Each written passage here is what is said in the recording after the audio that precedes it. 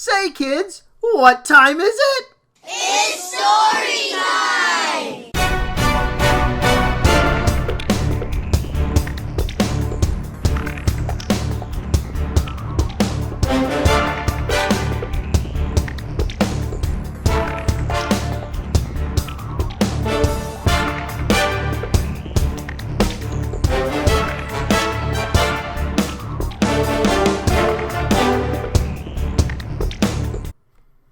Hello, everyone, and welcome to a new series. Oh, there you are.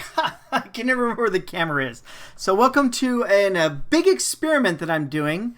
So as you can see right here, Herobrine Rises, which is my #1 Amazon best-selling novel, they no longer are available as of last October. October 2014, the books were no longer available, and the entire series had to be pulled. And so now it's been almost a year, and I finally got everything settled so that I can try a grand experiment. I'm going to go ahead and, for everyone who only got a few of them and haven't been able to get the rest of the story, I'm going to read them to you for free here on YouTube. So this is going to be a big experiment. It's free to you. The only thing I'm going to ask for is thumbs up. And so for the first few here for book 1 of Herobrine's Quest, Herobrine Rises, I'm only going to ask for 1 thumb up before I post the next one. So as soon as I get a thumbs up, I'll post the next one after that. And then starting with the next book, I'll ask for 10 thumbs up before I post the next one. So we'll keep increasing it and pushing it and seeing how far we can take this. And if we get all the way through book 11, which was I believe the last book that was actually written, if I can get enough thumbs up, I'll write the remaining 4 books in the series and we'll finish it out and do all 15 books here. So this is a great experiment. The internet's all about experimenting and trying new things. So as old dog and new tricks, well, let's try a new trick for this old dog.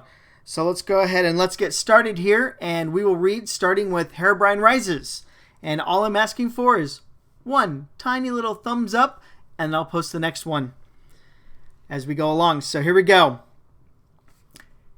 Herobrine Rises. In a small, dark room with no windows, a man hunched over his cluttered workstation. Papers were scattered all over the surface of the desk, and he had to dig through them to find the keyboard. He sat down and turned on the monitor. As the display warmed up, a bright green typing arrow faded into view in the bottom corner of the screen. The man scraped his hand across his scraggly beard and typed into the screen on his computer. "How are you doing today?" The display beeped, and words formed on the screen as someone responded. "When can I have someone to play with?" The man sighed and typed again. "I'm sorry, but you know why you must be alone right now." The computer beeped as the reply came across the screen. "I'm doing better." "I'm sure you are, but I have to be sure you can't hurt anyone." "I promise I won't." "I believe you, but there are some things I have to do to make sure." "Can I have a pickaxe?" "Once I make some changes to the environment, I will see what I can do." "Can I at least have some wood now?" The man sat perfectly still with his hands hovering over the keyboard. He didn't know how to tell his friend that he would never be allowed access to any materials ever again. The computer beeped as more text appeared on the screen. "Are you still there?" The man began typing again. "I have to go." "Please stay." "I can't." "I'm lonely." The man blinked away the tears that formed in the corner of his eyes. "I promise to come back again tomorrow." "Will you bring me some wood?" "I'll see what I can do." As the man reached forward to shut off the computer monitor, he saw his friend's final words appear on the screen right before it went dark. "Thank you, Notch." Sitting at his desk in the last class of the day, Jason's heart thumped loudly as Ms. Watkins approached Susie and demanded the folded piece of paper in her hand before she could pass it to the next student. Susie looked around her, unsure of what to do as Ms. Watkins held her hand out. "The note, please, Susie." Susie's face turned bright red as she handed Ms. Watkins the note. Ms. Watkins unfolded the paper and read it. She looked over at Josh and shook her head disapprovingly before going back to her desk. Josh spent the rest of the class period looking intently at his history book, but not reading any of it. Finally, the school bell rang and kids jumped from their desks, collected their backpacks, and rushed for the door. Josh tried ducking down into the crowd to blend in with the other kids as he rushed past Ms. Watkins, but she saw him anyway. "Wait a minute, Joshua," she said. "I would like to speak with you." His shoulders dropped and his backpack slid down into the crook of his elbow. As soon as all the other kids had left the room, she opened a drawer and removed the note she had taken from Susie. She smiled as she unfolded it and showed it to him. "I knew this note had to come from you, as you are my resident artist, and either you are entering your cubist phase, or you drew what I can only guess is my face onto a square green monster with no arms." "It's a creeper," he said, and immediately regretted opening his mouth. Her eyebrows shot up in surprise. "A creeper? I see." That wasn't the best thing to say at that exact moment. He had to think of something else to say to his 5th grade teacher to get out of trouble, or at least to get in as little as trouble as possible. "It's not your face. It's my brother's." She held the crude drawing next to her own face. "So this is not supposed to be me?" He shook his head. No, it's my brother." She folded the paper up again and placed it back in the drawer. "And what would Andre have thought of this if he had received your latest artistic endeavor?" His mouth went dry. He really needed a drink of water right now. He would have thought it was funny. She looked at him over the top of her glasses. "And do you think it's funny to disrupt everyone else during class?" "No, Ms. Watkins." She smiled. "Good. You may go." He ran from the room before she could change her mind. Out in the hallway, Andre, Josh's twin brother, was leaning against the wall waiting for Josh to come out of the room. As soon as he saw Josh, he pushed away from the wall and walked over to him. "I told you, if you keep passing notes in class, you're going to get caught." Josh laughed. "I told her it was a picture of you." Andre punched him in the arm. "Ow!" Josh rubbed at the spot. "Mom said no more hitting." "Mom's not here," Andre smiled. "Besides, CraftKiller99 texted me the IP address of a server that is supposed to have Herobrine in it." Josh shook his head. "Can't we do something else? I'm tired of you looking for something that isn't real." Andre gripped Josh's shoulders. "CraftKiller said he got the server address from a friend who works at Mojang. Herobrine is real, and this time we found him." Josh and Andre sat on the curb at the front of the school and watched as the last of the other kids went home. They both had their heads down and were playing Minecraft on their phones. They were so engrossed in their games, they didn't notice the white Lexus SUV pull up next to them. They both jumped when the car's horn honked loudly. The driver leaned out. "Come on, guys. I have to get back to work." Andre stirred first. "I thought Mom was picking us up today." Their dad hit the unlock button for the doors. "She's with a client and called me to come get you." Josh followed Andre into the back of the SUV. "Can you take us home?" Dad shook his head. "Sorry, guys. I have to take you back to work with me." Josh pleaded. "We're old enough to stay home alone." Andre joined him. "Yeah, Mom lets us stay home when she goes shopping." As soon as Josh closed the door, their dad accelerated away from the curb while they were still putting their seatbelts on. He kept his eye on the road as he quickly turned the corner. "I have a time-sensitive project I'm working on, and I don't have time to drop you off at home." Josh wasn't going to let him off that easy. "It'll only take a second." Dad looked back at him briefly and snapped his head back when another car honked. "If I had the time, I would, but I don't." They both whined at the same time in stereo. "But, Dad!" He didn't take his eyes off the road this time, but his voice grew louder and lower. "Don't push it, guys."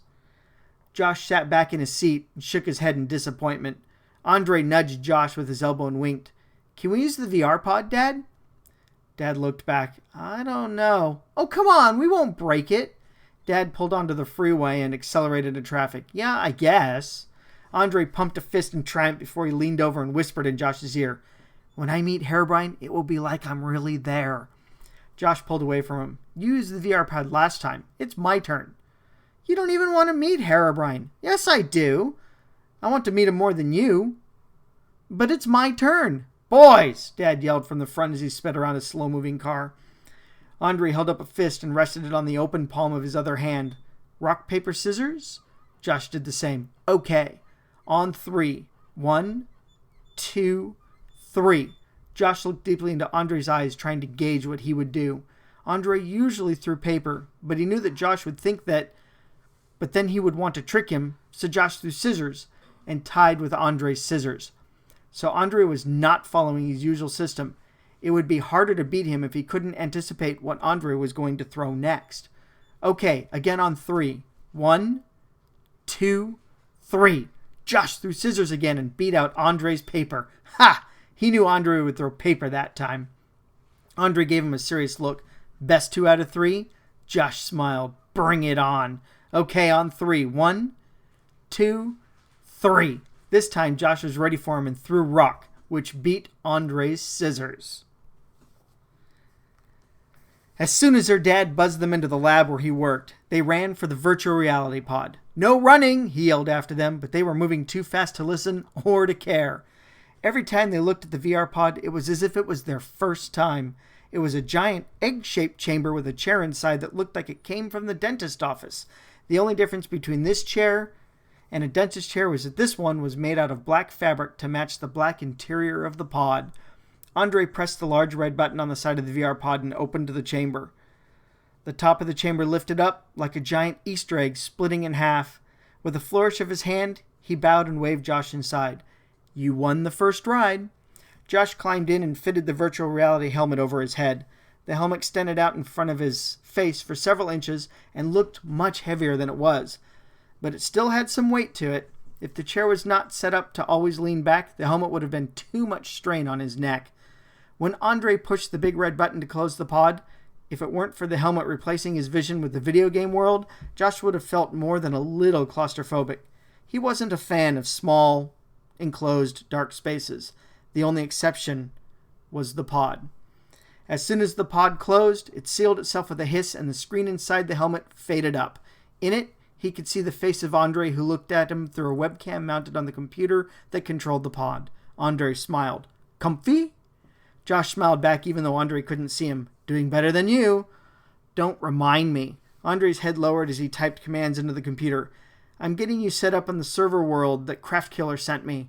After a few moments, he stopped typing and looked back up. Tell Herobrine I said hi. And with that, the image flashed and was replaced with the blocky world of Minecraft. Only this world looked very different from any Minecraft world he'd ever been in. There was something wrong with this world.